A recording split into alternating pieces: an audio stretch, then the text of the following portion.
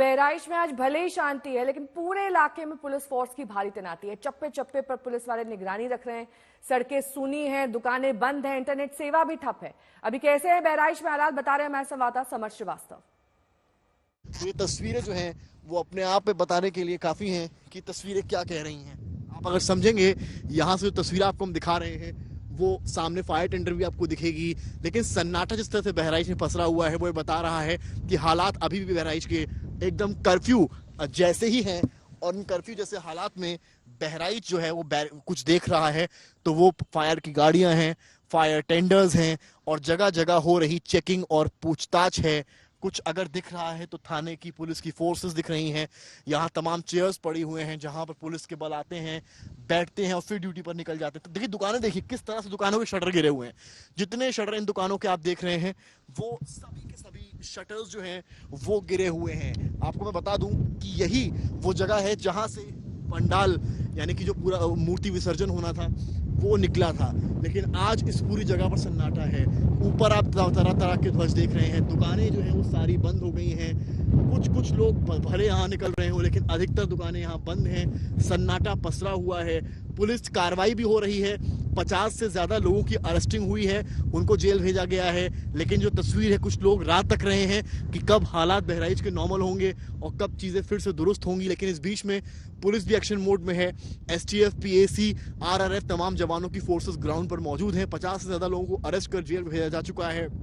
जो अरेस्टिंग है वो भी हो चुकी है। मुख्य आरोपी सलमान के साथ साथ और जो नामजद आरोपी हैं, हालांकि वो अभी भी फरार हैं। सूत्रों के मुताबिक जानकारी ये भी है कि वो नेपाल भाग सकते हैं। लेकिन तस्वीर आप देखिए, ये वो शोरूम है जिसको जलाया गया था और आज आप इस शोरूम की तस्वीर देखिए। कल सीडीओ की टीम यहाँ पहुंचती है, जितना नुकसान हुआ है उसकी भरपाई करने के लिए मुआवजा देने की भी प्लानिंग चल रही है। लेकिन तस्वीरें डराने वाली इस पूरे बहराइच की रही, जहां मेडिकल स्टोर्स को, दुकानों को, अस्पतालों को तोड़ दिया गया। ये देखिए सामने देखिए एक दुकान, ये किस तरह से इसकी टीन जो है पूरी उखाड़ दी गई।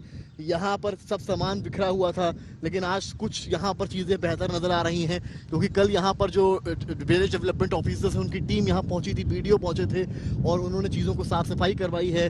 हालत यही वो सड़क है जहाँ दंगा भड़का था, जहाँ पर हिंसा जैसे हिंसा हो गई थी। डर का आलम ये था, हर कोई एक दूसरे पर हमला कर रहा था।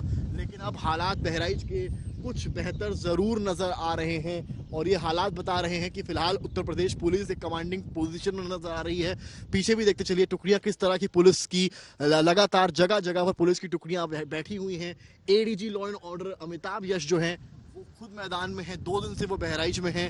एसटीएफ की टीमें भी उन्होंने लगा रखी हैं। उनका साफ ऑर्डर है कि कहीं ना कहीं रिजल्ट चाहिए, पुलिस को इसी दिशा में अब काम करना है। सामने अब आप उस एरिया में हम आपको लेकर चल रहे हैं जहां पूरा जो हिंसा है वो हुई, जहां रामगोपाल 22 वर्षीय रामगोपाल की मौत हुई। और ये वो छज्जा है, आपको हम दिखाएंगे, जहां पर वो रामगोपाल चढ़ा था और रामगोपाल ने चढ़कर जो ध्वज की बात हो रही है, धार्मिक ध्वज, उसको गिराया, फिर दूसरा धार्मिक ध्वज ऊपर लगाया और उसकी वजह से बवाल और बढ़ा और उसके बाद हालात नाजुक हुए।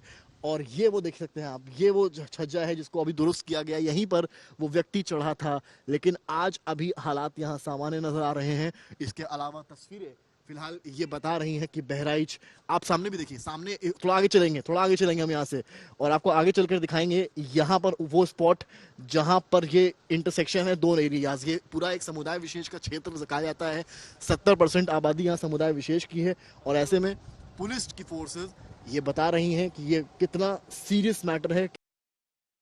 बहराइच में हिंसा के बाद अब शांति का माहौल है। आपने इस रिपोर्ट के जरिए देखा। आज तक संवाददाता लगातार बहराइच में डटे हुए हैं। संवाददाता समर श्रीवास्तव मुस्लिम बहुल इलाके में गए और वहां हिंसा को लेकर लोगों से बातचीत की। उनका यही कहना है कि हिंदू मुस्लिम यहां सालों से रहते हैं। ये घटना दरअसल एक साजिश है।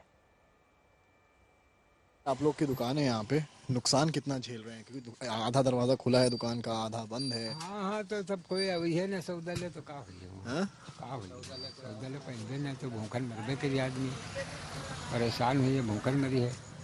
मतलब कह सकते हैं कि पूरा जो विवाद हुआ, जो हिंसा हुई, उसका दंश जो है वो आम पब्लिक झेल रही है। आम पब्लिक झेला था, चाहे कोई समुदाय से। हम लोग झेलते हैं, हम लोग परेशान हुए थे, हम लोग झेलते हैं इसका।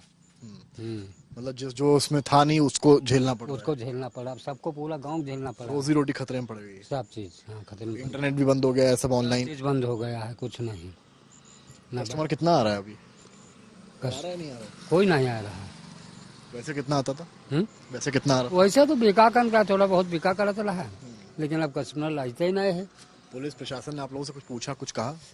हमसे तो कुछ नहीं कहा। कुछ नहीं कहा है। हमसे तो क्या चर्चा है आपके मोहल्ले में अंदर? हमारे मोहल्ले में कोई चर्चा नहीं, हमारे मोहल्ले में शांति है। अच्छा, सारे घर में देख रहा हूँ, सारे उधर दिखाई, फ्रेम दिखाई उधर सामने, सारे जो घर हैं। तो प्रशासन बंद कराया है कि बंद करो। अच्छा, अपने अपने घर बैठने हो कहा? ये तो हमसे सिर्फ कह रहे हैं कि अधिकारी के अपने घर में बैठिए। हाँ, तो ये घर है हमारा, कोई दुकान खास ना है, वैसे सौदा रखे ना है, तो ये घर में बैठे हैं। तो घर कब तक बैठने के लिए कहा है? वैसे 9-10 बजे आप लोग हैं तो अब बंद कर देवे, तुरंत बंद कर देवे। आप एक यहाँ के निवासी हैं, आप चाहते क्या है, क्या चीजें बेहतर हो, वापस सामान्य हो? हम तो कही थे बिल्कुल शांति आवे यहाँ। तो आप कहना चाह रहे हैं कि कभी दोनों समुदायों के बीच में कुछ भी नहीं था, कुछ किया गया? कुछ किया, हाँ कुछ नहीं था, पहले सब मिलकर रहते थे, सब मिल के रहते थे।